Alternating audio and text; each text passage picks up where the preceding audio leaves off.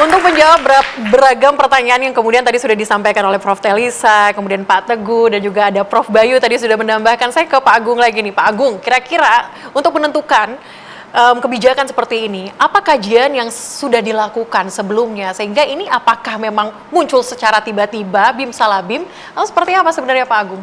Ya, baik, melalui forum yang sangat baik ini, kami dari Kementerian Pertanian ingin meluruskan dulu nih, bahwa terkait perhitungan importasi komoditas itu ditetapkan dalam neraca komoditas. Ada skema neraca komoditas dan itu dilakukan rapat koordinasi terbatas tingkat menteri, dikepalai oleh atau dipimpin oleh Menteri Koordinator Bidang Pangan di Kemenko Bidang Pangan, dan neraca komoditas adalah instrumen untuk menghitung berapa sih pasokan dalam negeri untuk memenuhi kebutuhan.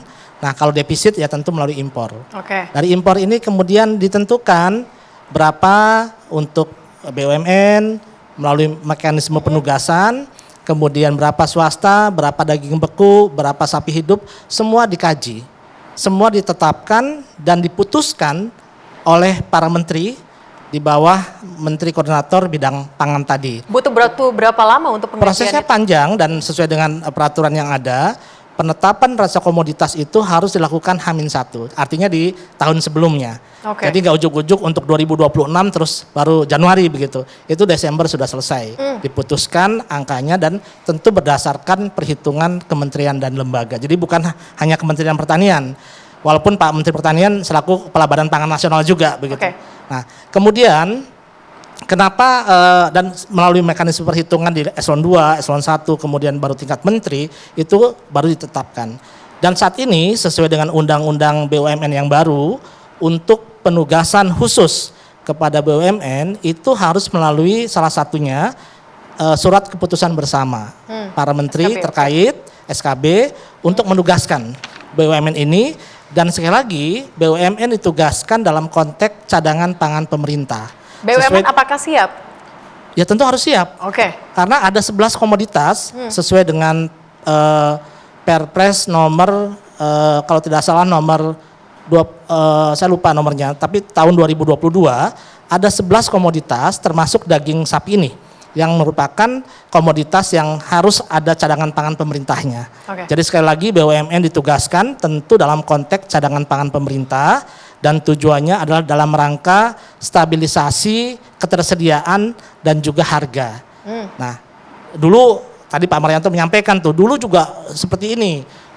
Tiap mau Ramadan, Idul Fitri harga naik dan sebagainya. Nah, sekarang melalui kebijakan ini tentu Bapak Menteri Pertanian dan sekaligus Kepala Badan Pangan Nasional mengingatkan kita semua bahwa stabilisasi harus terjadi dengan adanya penugasan khusus kepada BUMN.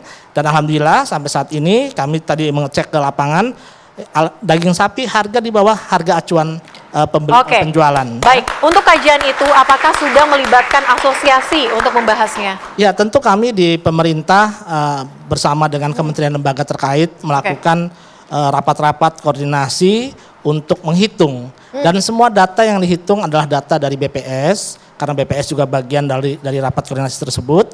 Dan setelah keputusannya final, tentu komunikasi dengan para pelaku usaha, importir, kemudian juga para pengguna dari daging baik dari sapi maupun daging bekunya, ini tentu kita komunikasikan dan ini terus kita lakukan secara berjenjang. Dan sekali lagi kebijakan tahun ini 2026 sapi hidupnya memang lebih tinggi. Kenapa? Karena untuk mendukung UMKM tadi. Karena kalau sapi hidup yang masuk ada nilai tambah yang lebih.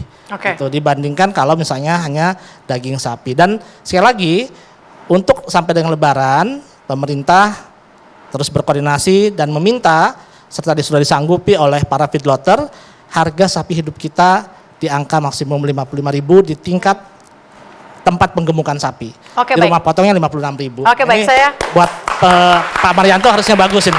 Baik, saya ke Prof. Telisa. Prof. Telisa, kalau apa yang disampaikan Pak Agung tadi ada nilai tambah kalau misalnya impor yang dilakukan ini adalah impor sapi hidup. Kalau Anda melihat nilai tambah seperti apa yang kemudian akan terjadi nanti? Ya, jadi kalau kita sesuai dengan tema yang dicanangkan pemerintah saat ini kan sebetulnya mendukung hilirisasi termasuk di industri pangan ya. Artinya industri manufaktur sampai ke hilir ya. Jadi dari hulu sampai hilir kan itu memang yang diharapkan karena kita memang sesuai untuk mencapai target Astashita yang 8% itu kan mau nggak mau memang harus meningkatkan nilai tambah.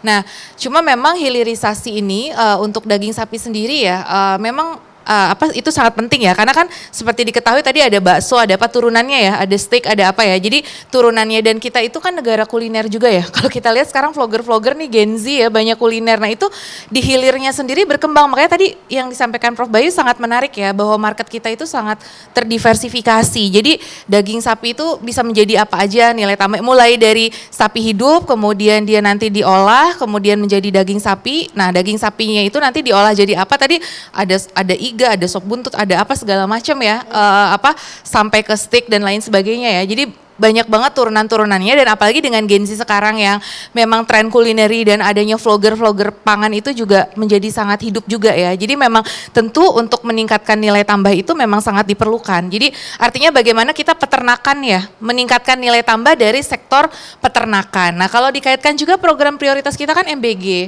Oke. Ya MBG sendiri kan membutuhkan supply. Nah harapannya kalau MBG mau menciptakan multiplier efek untuk ekonomi, nah harapannya kan juga itu bisa dari produk pangan lokal ya. Nah salah satunya kalau dari sapi hidup kan artinya itu nilai tambahnya bisa terserap juga dalam MBG. Ya, meskipun nanti kalau kita bicara next saat ini mungkin yang lebih banyak di MBG kan ayam ya. Telur ayam dan ayam yang mungkin secara pricingnya. Nanti ke depan kalau anggaran MBG semakin meningkat yang seperti 2026 kan naik ke 300T ya. Harusnya lebih eligible ya untuk sapi yang masuk karena kita kan masih kekurangan dari sisi protein ya. Protein itu kan sangat penting untuk gizi dari generasi bangsa ya anak-anak sekolah itu. Nah jadi hilirisasi di sini tentunya sangat perlu ya dan kemudian tadi memang kan narasi dari dulu ya yang kita dengar tadi benar sekali puluhan tahun kita dengar kita masih tergantung pada impor. Nah dengan kita mengolah peternakan kita itu sebetulnya nilai tambahnya sangat besar ya. Meskipun nanti gimana ekosistemnya kita siapin mulai dari pakannya, kemudian ada nggak peternak-peternaknya, kita punya nggak sekolah peternakan misalkan kayak gitu-gitu. Jadi SDM-nya udah siap atau belum, teknologinya dan lain sebagainya, logistiknya dan lain sebagainya. Jadi semua terintegrasi hulu sampai hilir ya. Baik, SDM-nya sudah siap atau belum? Saya ke Pak Teguh. Pak Teguh kira-kira swasta sudah siap belum Pak? Ini saya tanya Anda lagi nih karena nilai tambahnya cukup tinggi untuk impor sapi hidup. Saya kira swasta pun mempunyai peran ya. Kalau dibilang stabilisasi, apa yang stabilisasi harga atau ketersediaan? Ini kan seluruh industri perdagangan ini kan juga melibatkan berbagai pihak. Apakah swasta akan disingkirkan? Karena tadi BUMN ini yang menjadi membuat shock anggota dari asosiasi dan pengusaha itu yang kita ini diberi oleh pemerintah itu hanya 16% dari kuota tahun lalu. Bisa dibayangkan dengan kuota yang kecil ini 2 bulan selesai. Apa yang terjadi? Itu implikasinya tadi dikatakan Bu Talisa ada distorsi ya segala macam. Ini kan tenaga kerja segala macam. Yang menjadi pertanyaan, penugasan yang diberikan pemerintah BUMN, siapa yang ngawasi?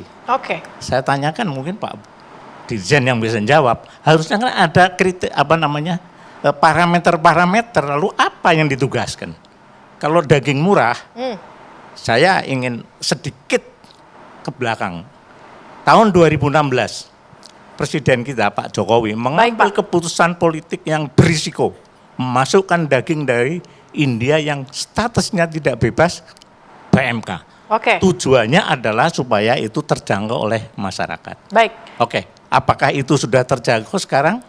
Tujuannya itu. Tapi pertanyaan saya begini Pak, ini kan Bapak bukan dikurangi saja, tapi kemudian tidak ada kemudian kebijakan tambahan untuk Anda, tapi Anda juga dapat 700.000 ekor Pak. Artinya ini 190.000 ton. Gimana Anda melihat ini Pak dari poin ini? Kalau saya melihat kan tadi itu kan sama-sama daging. Tadi disampaikan oleh Pak Bayu, kalau yang namanya sapi itu memang memenuhi kebutuhan fresh, itu kan daging segar. Marketnya itu adalah market kepada pasar umum masyarakat.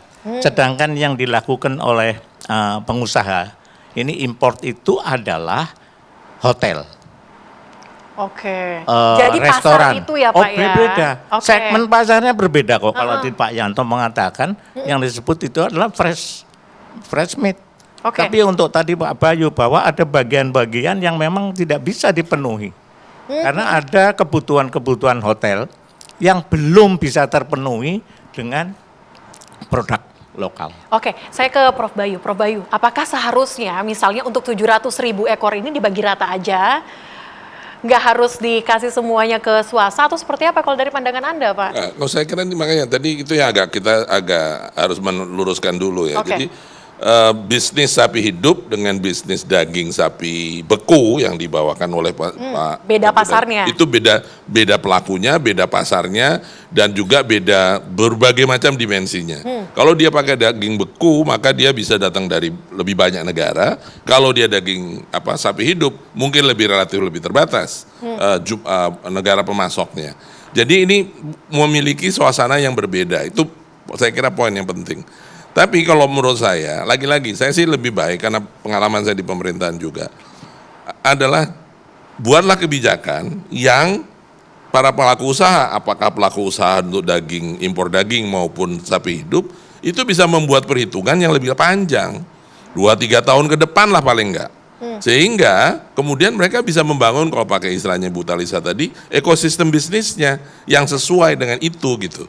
Nah, goncangan perubahan ini yang membuat kemudian menjadi tidak menentu, semua menduga-duga, terus kemudian aduh tunggu dulu deh, kita nggak beli dulu deh, atau tunggu dulu deh, kita nggak jualan dulu deh. Nah itu yang mungkin menurut saya pada hari-hari ini resiko itu menurut saya jangan diambil.